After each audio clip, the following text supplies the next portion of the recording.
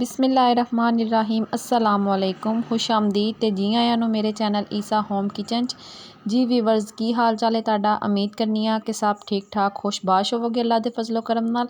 ते अज मैं तुहाडे वास्ते लैके आई हाँ बहुत ही वधिया जी रेसिपी। तो चलो रेसिपी नू बनाना स्टार्ट करने आ। बिस्मिल्लाहिर्रहमानिर्रहीम। सब तो पहला मैं कढ़ाई च शामिल करांगी अद्धा कप घ्यो दा और उहदे विच मैं प्याज पावांगी एक अदद कटिया होया। हुण मैं प्याज नू कर लवांगी लाइट ब्राउन, बहुत ज़्यादा प्याज साड़ना भी नहीं है, बस हल्का लाइट ब्राउन ही करना है। जी वीवर्स ते प्याज साडा अल्हम्दुलिल्लाह ब्राउन हो चुकिया है। और हुण मैं दे विच शामिल कीता है एक अदद टमाटर, 3 तो 4 सब्ज़ मिर्चां कट्टियां होईयां। और हुण नाल ही मैं दे शामिल कर दवांगी 1 चम्मच अदरक दा पेस्ट। टमाटर दे सॉफ्ट होने तक मैं इन्हूं पकावांगी और फिर उहदे बाद मैं दे शामिल करांगी अपने बाकी मसाला जात।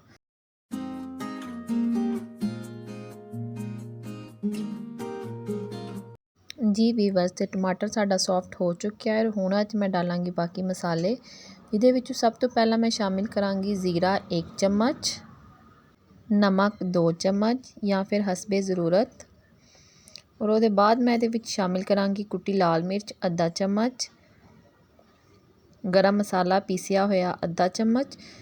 सब मसाले डालन तो बाद मैं इहनूं अच्छी तरह भुन लवांगी।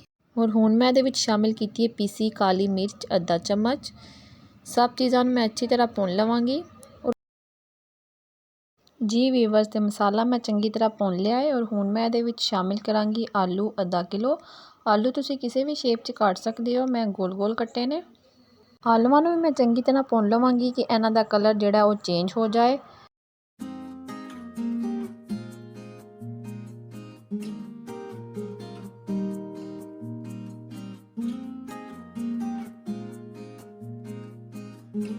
जी वीवर्स ते आलू भी मैं अच्छी तरह भुन ले ने, तुसीं देख सकते हो आलूआं दा कलर चेंज हो चुकिया है। और हुण मैं इहदे विच शामिल करांगी गोभी अद्धा किलो। इहनूं भी मैं अच्छी तरह कट के धो लिया है। गोभी नूं भी मैं अच्छी तरह आलूआं दे नाल भुन लवांगी।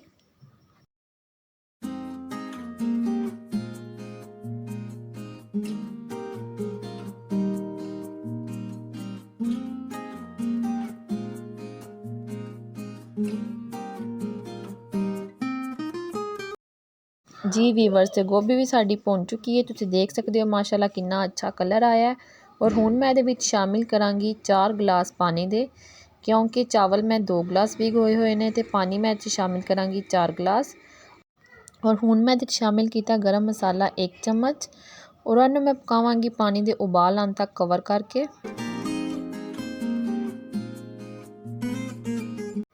जी वीवर्स ते पानी च उबाल आ चुके और हुण मैं इहदे शामिल करांगी चावल भिगोए हुए।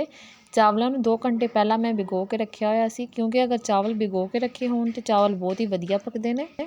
चावल डालन तो बाद मैं एक दफ़ा मिक्स करांगी। चावलों च बहुत ज़्यादा चम्मच नहीं हिलाना, क्योंकि जिन्ना ज़्यादा असीं चम्मच हिलावांगे उन्ने ही ज़्यादा साडे चावल टुटणगे। चावलों नूं कदी भी बहुत ज़्यादा ना हिलाओ, बस आराम नाल एक दफ़ा इन्हां नूं मिक्स कर दो। चावल शामिल करन तो बाद तुसीं एक दफ़ा चैक कर सकते हो कि नमक साडा पूरा है कि नहीं, और अगर कम है तो तुसीं नमक और डाल सकते हो। जी वीवर्स ते तुसीं देख सकते हो चावलों का पानी खुश्क हो चुका है। और हुण मैं इहदे शामिल करांगी साबत सब्ज़ मिर्चां 3 तो 4। और नाल ही मैं शामिल कर दांगी सब्ज़ धनिया। धनिया नूं भी मैं अच्छी तरह साफ़ करके धो लिया है। और हुण मैं चावलों नूं दम देवांगी 15 मिनट वास्ते हल्की अग ते, बहुत ज़्यादा तेज़ अग नहीं करनी है। जी वीवर्स ते दम अल्हम्दुलिल्लाह आ चुका है। तुसीं देख सकते हो साडे किन्ने अच्छे खिले खिले चावल बने ने, पानी बिल्कुल खुश्क हो चुका है। जी वीवर्स ते तुसीं देख सकते हो साडे चावल माशाल्लाह किन्ने अच्छे खिले खिले बने ने, बिल्कुल भी चावल टुटे नहीं और चावल फुल गले हुए ने। उम्मीद करनी है कि तुहानूं मेरी अज दी रेसिपी चंगी लगी होएगी। अगर तुहानूं मेरी रेसिपी पसंद आई है तो मेरी वीडियो नूं लाइक करो, शेयर करो और कमेंट सैक्शन च लाजमी दस्सिओ कि तुहानूं मेरी वीडियो किवें दी लगी है। अगर तुसीं मेरे चैनल ते पहली बारी आए हो तो मेरे चैनल नूं सबसक्राइब करो और बैल आइकन दबाना मत भूलिओ। वीडियो देखने का बहुत बहुत शुक्रिया। Thank you so much. अल्लाह हाफिज़।